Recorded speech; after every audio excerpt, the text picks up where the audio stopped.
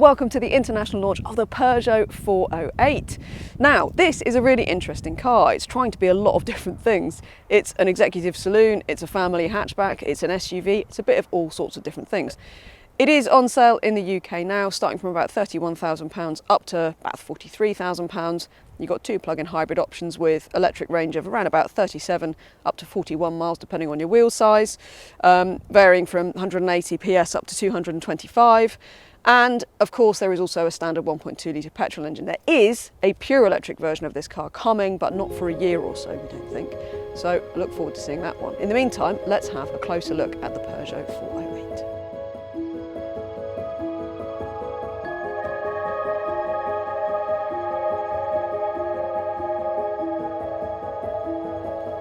So the Peugeot 408 then is an interesting blend of all sorts of different things. You can see it's a very fastback sort of silhouette to it. The closest competitor to this car is the Citroën C5X, which has a very similar sort of look and ethos to it, although Peugeot are very adamant that the 408 is a much sportier option, so definitely the one for people who like to drive. It is, however, definitely trying to be a family car, an executive car. I think it looks pretty cool. I like the fact that it's a bit different to everything else.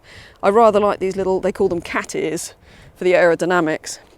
These sort of the finish up here. I like the trademark Peugeot kind of fang LED lights. Daytime running LED lights look really great, as does this new sort of body colored grille that Peugeot has got. So generally I think the styling on the 408, actually, it's really smart. Bit different, mostly. Not pretty, I don't think I'd say, but just quite striking. Now, interior, really good as well. So Peugeot want this to be classy. They're competing with manufacturers like Mercedes and Audi and BMW. You've got the classic small steering wheel. I still struggle with that. I still find that it obscures the dials a little bit. You've got a new infotainment system in here, complete with the shortcut buttons. You can set these shortcut buttons to be whatever you want them to be. That's all configurable.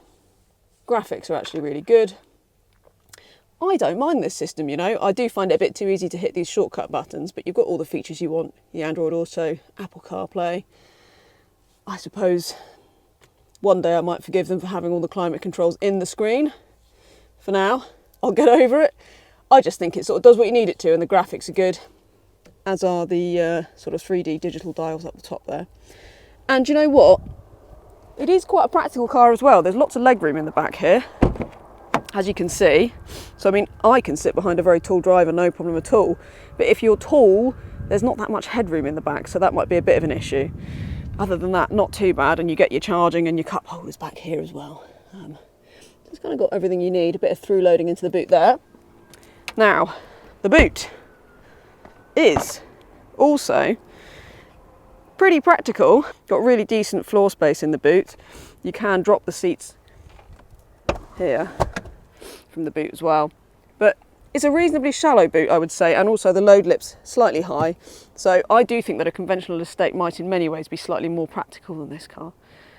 But given the equipment you're getting and the pricing for the 408, it's still a really compelling thing. It's good fun to drive as well. This is the 225, which is the more powerful option in the range.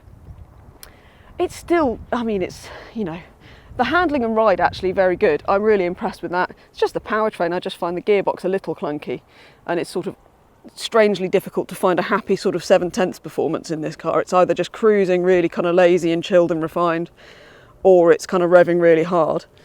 And finding that sort of happy medium can be a bit tricky, but nonetheless, sort of works really well on the nice roads around Barcelona. Ride comfort actually really very good. So there's a lot to like about the Peugeot 408.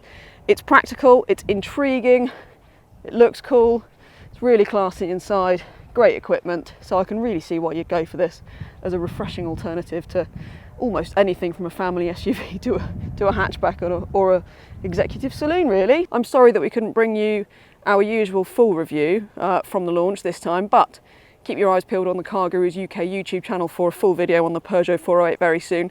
There are loads of other videos there for you to check out as well, so please do have a look, and in the meantime subscribe to the CarGurus UK YouTube channel, follow us on Twitter and Instagram, and do keep your eyes peeled for when the 408 arrives in the UK, because it's an interesting car and there's lots that we're going to put this car up against and see how it does.